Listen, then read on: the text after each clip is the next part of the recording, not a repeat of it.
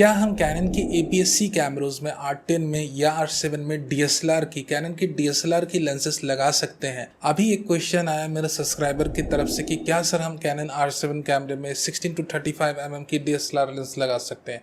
And not only that, क्या आप कोई भी DSLR की लेंस अपने कैनन के R10 या R7 में लगा सकते हो? और अगर मान लो आपकी DSLR की लेंस लग भी जाती है तो कब तक आपकी जो ऑटो फोकसिंग परफॉर्मेंस है आपका साथ निभाएगी?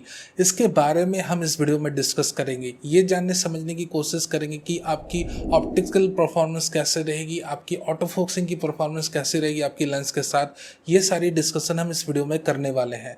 But before that we know the recent Canon controversy.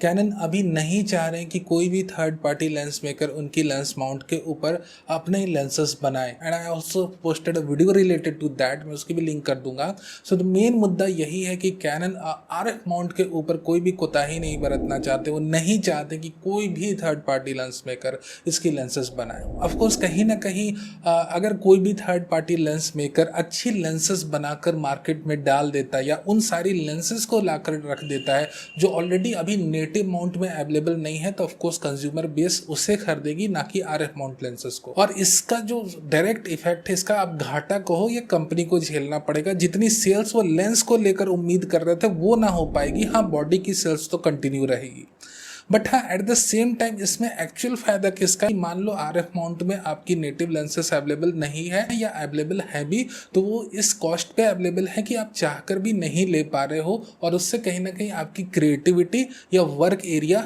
Hamper हो रहा है। आप उस तरह की रिजल्ट नहीं निकाल सकते जिस तरह की रिजल्ट आप एक्सपेक्ट करते हो कि आपका R10, R7 या कोई भी कैनन का R6 या R5 कैमरा निकाले। सो ऑफकोर्स इसमें एक ऑप्शन तो जरूर यूजर्स को देना चाहिए कैनन ने कि अगर उन्होंने कैनन के कैमरे को परचेस कर ही लिया है और लेंसेस अवेलेबल नहीं है या कॉस्टली है तो at least third party lens maker की वो लेंसेस यूज कर ले। बट कैनन काफी स्ट्रिक्ट है और वो नहीं चाहते कि ना कि उनकी कैमरा बॉडी या उनकी RF माउंट की सेल्स पर कोई भी इंपैक्ट पड़े। So what Canon is doing, Canon is locking its mount, और कैनन नहीं चाहते कि कोई भी थर्ड पार्टी लेंस मेकर उनकी लेंस बनाए। बट अगर मार्केट में अगर आप देखोगे तो जितने भी लीडिंग अभी कैमरा मेकर हैं, that include Sony, Nikon, Fuji, उन सारों ने अपनी लेंस माउंट को ओपन कर रखा है किसी न किसी प्रोसेस को फॉलो करके।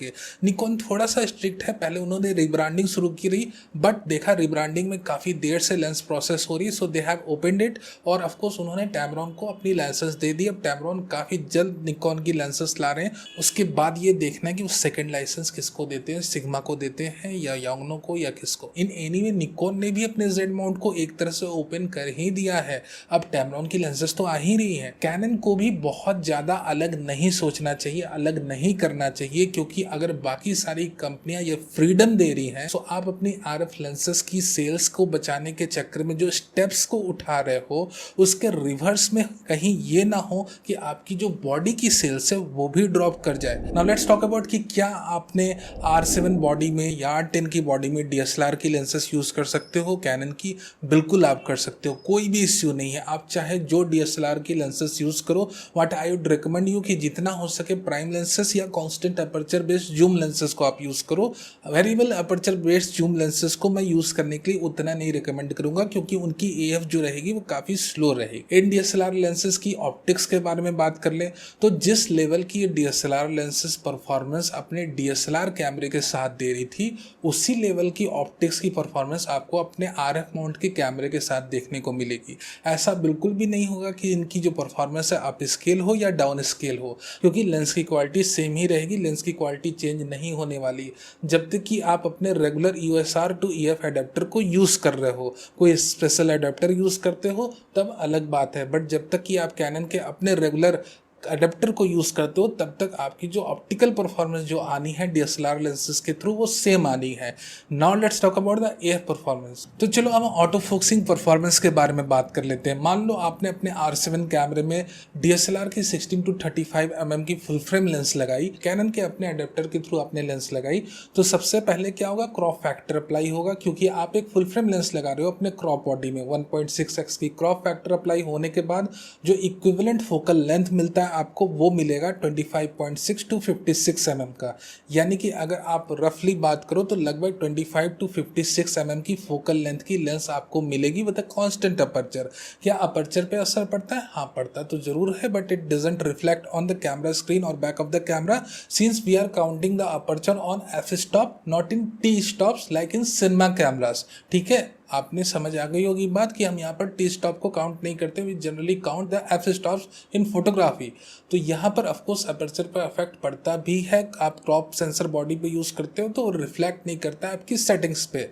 ये बातें क्लियर हो गई ना। ऑटो फोकसिंग लॉक स्पीड बहुत बेहतरीन आपको मिलने वाली। आपको ऑटो फोकस लॉक में कोई इश्यू नहीं मिलने वाली। एएफ लॉक बहुत बेहतर तरीके से काम करेगा। General purpose portrait photography, wedding photography, family fun photography आप आराम से कर सकते हो। बट आप ये मत सोचना, कभी भी मत सोचना कि मैं इसके साथ 15 FPS मोड पर ले जाके शूट करूँ कोई स्पोर्टिंग इवेंट को, या 30 FPS अपने R7 की 30 FPS को शूटिंग स्पीड यूज़ करो। ये DSLR लेंसेज है, इनकी ऑटो फोकसिंग मोटर्स जो है इनकी स्पीड लिमिटेड है। एएफ सिंक्रोनाइजेशन स्पीड इनकी थोड़ी लिमिटेड है। सो आप इसमें बहुत अच्छी एएफ ट्रैकिंग को मत एक्सपेक्ट कर लेना कि आपको बहुत उम्दा एएफ ट्रैकिंग देखने को मिलेगी, बट यूजेबल आउटपुट आपको मिलेगा। ऐसा भी नहीं कि आप इन लेंसेज को लेके कहीं से भी डिसअपॉइंट होते हुए दिखोगे। These lenses will give you decent output. Either आप ऑप्टिकल क्वालिटी की बात कर लो या एएफ परफॉर्मेंस की बात कर लो। So this was my suggestion to you. I hope you understand it. इसके बावजूद भी कोई क्वेश्चन है तो आप कमेंट सेक्शन में पूछ सकते हो, मैं आंसर करने की कोशिश जरूर करूंगा। Thank you very very much for watching this video. Video अच्छा लगा हो तो लाइक करना नहीं भूलना, न हो तो सब्सक्राइब भी कर लो for future updates, live news and reviewers.